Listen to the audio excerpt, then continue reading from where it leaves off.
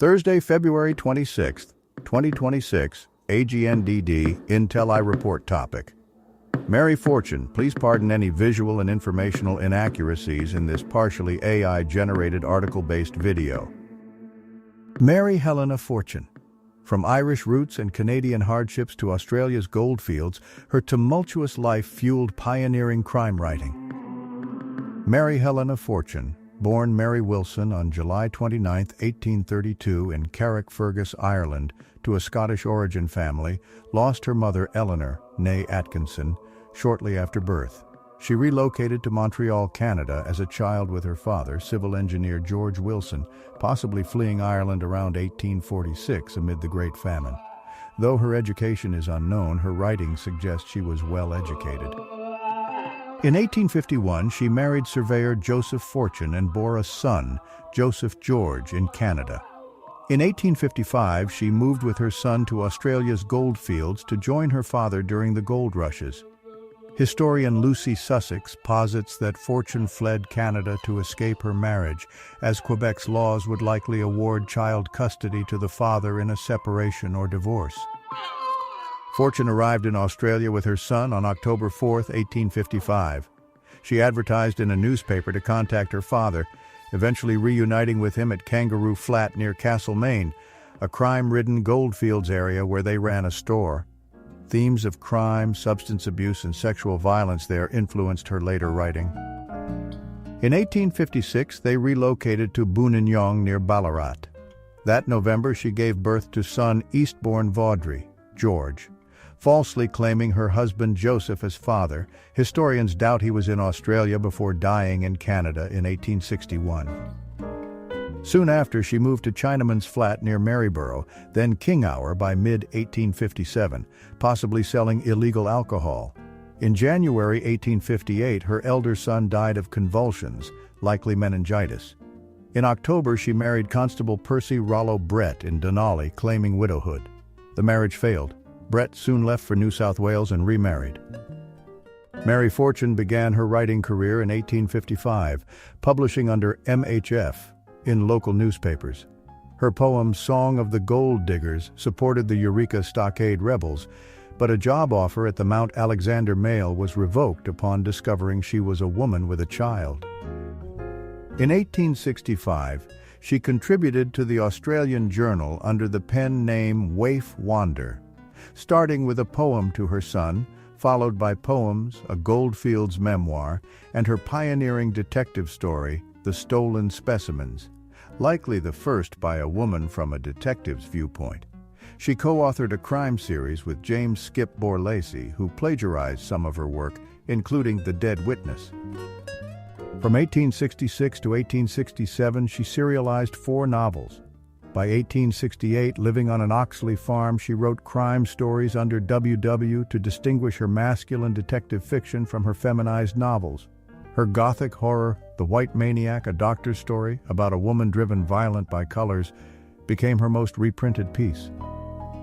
In 1868, Mary Fortune moved to Melbourne, chronicling her journey in 14 Days on the Roads, and launching her famed crime series, The Detectives Album, in the Australian Journal.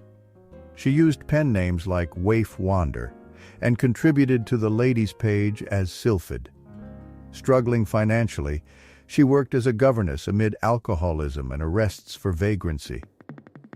Her son George, 14, was arrested in 1871 and sent to reform school. Fortune's failed appeals and 1871 book publication aimed at gaining respectability.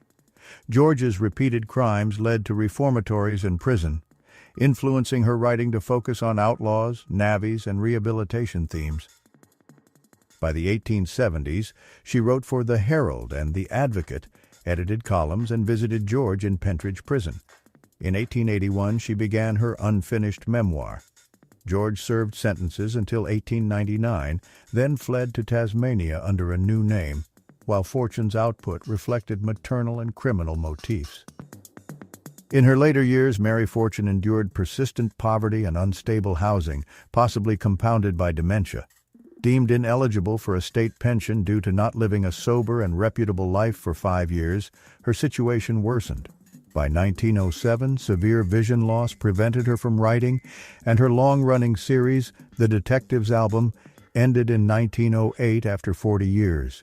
Facing dire finances, the Australian Journal provided a modest pension. In 1910, she entered the North Melbourne Benevolent Asylum. Released in 1911, Fortune died on November 9th at age 79 from a cerebral hemorrhage in Windsor. She was interred in an unmarked grave at Springvale Botanical Cemetery, with burial costs covered by the journal's publishers. Mary Fortune's most famous work is The Detectives Album, a series of over 500 short stories narrated by Detective Mark Sinclair, styled as a casebook and featuring police photography as a key motif. Published in the Australian Journal from 1868 to 1908, with reprints until 1919, it was sometimes presented as derived from her late husband's detective journals.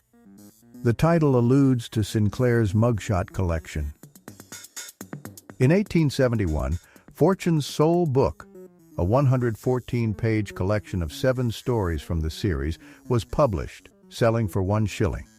Likely printed in only a few hundred copies, just 2 survive today, valued at $25,000, $60,000. This book marks the world's first published detective story collection by a woman and Australia's inaugural crime fiction anthology. Catherine Fortune authored at least 17 short autobiographical works and a 6-part serial memoir. Published mostly between 1868 and 1871, her shorter pieces focus on her arrival in Melbourne, with the inaugural 14 Days on the Roads detailing her journey to the city. Her later serial, 26 Years Ago, 1882-83, chronicles her goldfields experiences. Scholar Alice Michelle notes that Fortune's memoirs offer a rare female viewpoint on the male-centric gold rush era, highlighting women's encounters with nomadic living and the erosion of boundaries between public and private life. Mary Fortune authored at least 6 serial novels. 4, Bertha's Legacy, Dora Carleton, The Secrets of Ballbrook, and Clizia the Dwarf, appeared in the Australian Journal from March 1866 over 12 months. In 1872, she contributed the Bushranger's autobiography to the same journal, followed by the syndicated Dan Lyons' Doom. Dora Carleton, A Tale of Australia, draws from a Daylesford murder featuring a manhunt with early crime scene photography. Protagonist Dora relocates to Australia after her husband's fake death, enters a bigamous marriage, and reconciles after he aids in capturing the killer. A sensation novel blending gothic fiction and melodrama, it highlights independent women and critiques gender constraints. Clizia the Dwarf, Fortune's key Gothic work and possibly Australia's first true Gothic novel, follows a vengeful Roma witch avenging her mother's seduction by a drunkard. It incorporates occult elements, a temperance message, and is hailed as a glorious female revenge fantasy. Mary Fortune, a notable writer, produced poetry infused with radical politics from the Goldfields era after the Eureka Rebellion. Her works include songs of labor that emphasize worker solidarity and collective identity. Her debut piece, Song of the Gold Diggers, published under a pseudonym, exemplifies Chartist poetry through inclusive language highlighting labor's value. In 1995, a compilation titled Cooey and Other Poems gathered her verses. Fortune also penned one play using her Waif Wander alias, a Christmas pantomime co-authored with actor James Patrick West. Titled Harlequin Little Bo Peep, Kings Sing a Song of Sixpence, or The Witch, the Giant, and the Good Little Fairy of the Golden Valley, it premiered in Sydney in late 1868. Details about the play remain scarce. Mary Fortune's crime writing emerged amid colonial Australia's rapid urbanization and gold rushes, with Melbourne's population tripling to 80,000 in 1851 to 1852. As scholar Stephen Knight notes, it reassured readers of prevailing order in a chaotic society. Her realist stories, often based on true Goldfield events, depicted violence, sexual assault, and domestic abuse against women, highlighting police failures. Blending Gothic elements like vengeful ghosts, they critiqued societal issues. Adopting a flanneuse perspective, Fortune observed urban life through an unaccompanied female lens, subverting norms and emphasizing women's and the poor's roles influenced by Dickens and Sala. Politically, her work challenged old-world respectability, advocating colonial womanhood, temperance, and critiquing fashion and prisons, post her son's imprisonment. A key theme was identity's fluidity in fluid colonial society. Characters shed pasts with motifs of bigamy, illegitimacy, secrets, and cross-dressing symbolizing deception and gender boundaries, as per scholar Brown. Mary Fortune, writing anonymously as Waif Wander, was a highly acclaimed Australian detective story author in the late 19th century. Praised in 1898 as Australia's best in the genre and a true bohemian, she was lauded by journalist Henry Mitchell in 1880 for her talent, suggesting she'd have been a leading novelist abroad. Her work likely influenced Fergus Hume's The Mystery of a Hansom Cab and inspired names for a prize-winning horse and greyhound. Efforts to unmask her failed during her lifetime, with apologies in papers like the Avoca Free Press. Her anonymity may stem from scandals like bigamy, an illegitimate child, and her son's crimes. Her identity was rediscovered in the 1950s by collector John Kinmont Moir, who acquired her papers and donated them to the State Library of Victoria.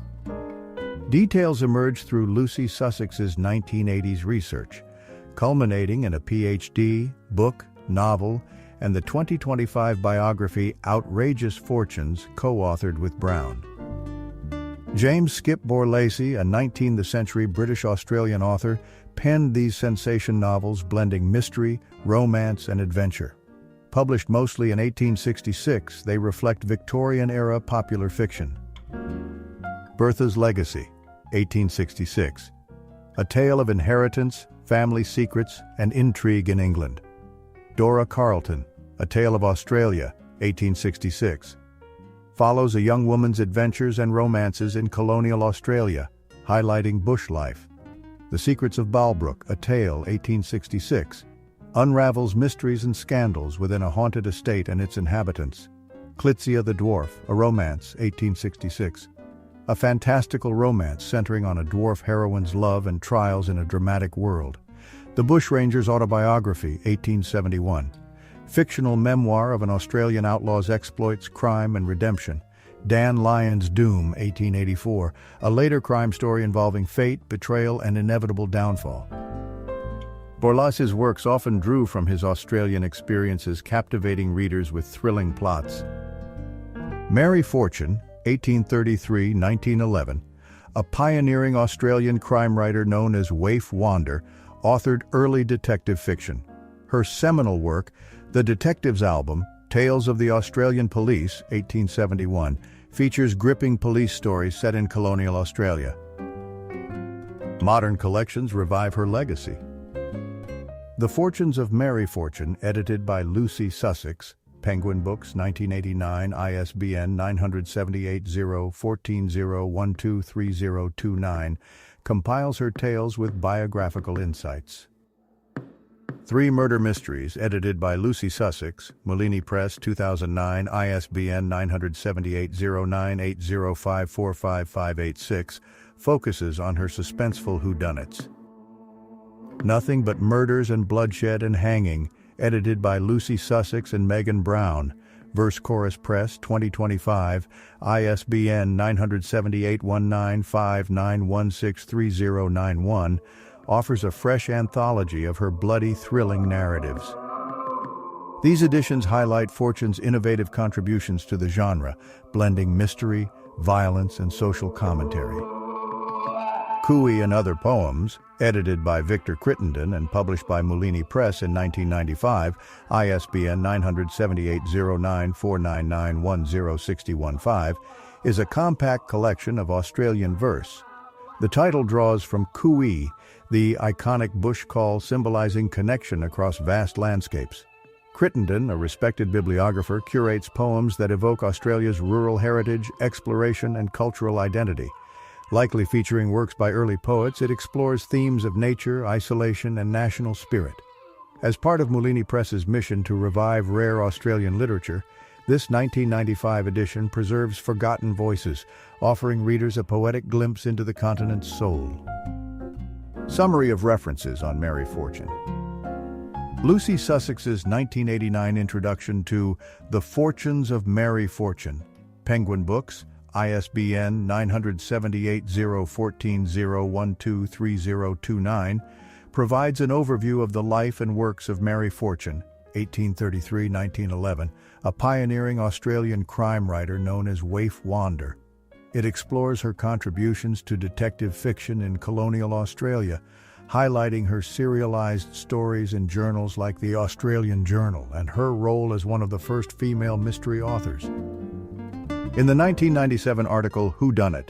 Literary Forensics and the Crime Writing of James Skip Borlase and Mary Fortune, Bulletin, Volume 21, No. 2, pp. 73-106, ISSN 0084-7852, Sussex and John Burroughs apply stylistic analysis and attribution techniques to distinguish Fortune's writings from those of Borlase, a contemporary.